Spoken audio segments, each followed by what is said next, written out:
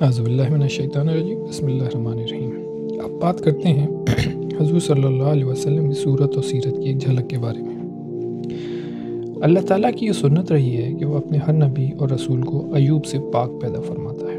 اس کا کوئی رسول لنگڑا، اندھا، کانا اور بدصورت نہیں، بلکہ اپنے زمانے کا خوبصورت ترین انسان ہوتا ہے۔ اپنے پیارے نبی صلی اللہ علیہ وسلم کا سراپا ایک صحابی کی زبانی ملاحظہ فرمائیے۔ رسول خدا صلی اللہ علیہ وسلم لوگوں کی نگاہوں میں بڑے جلیل القدر اور عظیم شان دکھائی دیتے تھے۔ آپ صلی اللہ علیہ وسلم کا قد نہ زیادہ لمبا اور نہ زیادہ چھوٹا، بلکہ درمیانہ تھا۔ حضور صلی اللہ علیہ وسلم کا چہرہ اس طرح چمکتا تھا جس طرح 14ویں رات کا چاند۔ پیشانی مبارک کشادہ تھی، ناک مبارک اونچی تھی، داڑھی مبارک گھنی تھی، دندان مبارک چمکدار تھے، سینہ مبارک کشادہ تھا۔ جب کسی کی طرف التفات فرماتے یعنی توجہ فرماتے تو پوری توجہ فرماتے، جس سے ملاقات فرماتے اسے پہلے خود سلام کرتے۔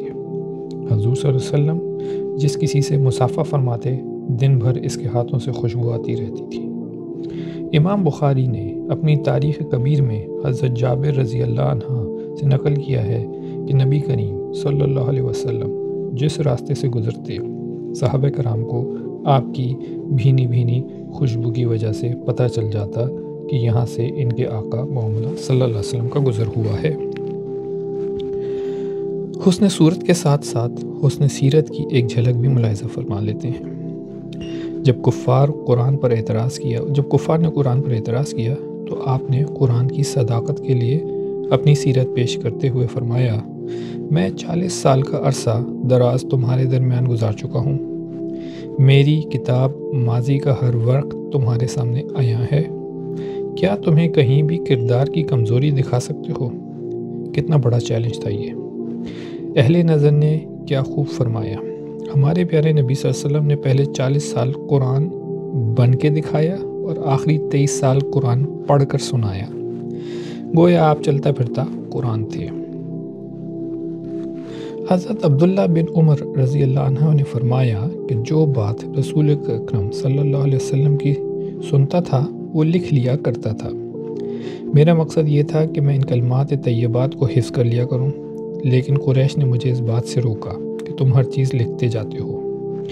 حضور صلی اللہ علیہ وسلم بشر ہیں اور کبھی غضب کی حالت میں اور کبھی رضا کی حالت میں گفتگو فرماتے ہیں، چنانچہ میں نے ان کی بات سن کر لکھنا ترک کر دیا۔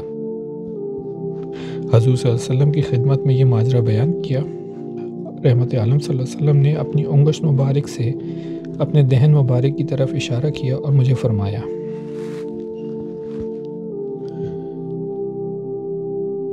لکھا کرو، اس ذات پاک کی قسم جس کے دست قدرت میں میری جان ہے، ان لبوں سے حق کے بغیر کچھ نہیں نکلتا۔ اکتبو فوالذی نفسی بیدہ ما یخرج منہ الا الحق۔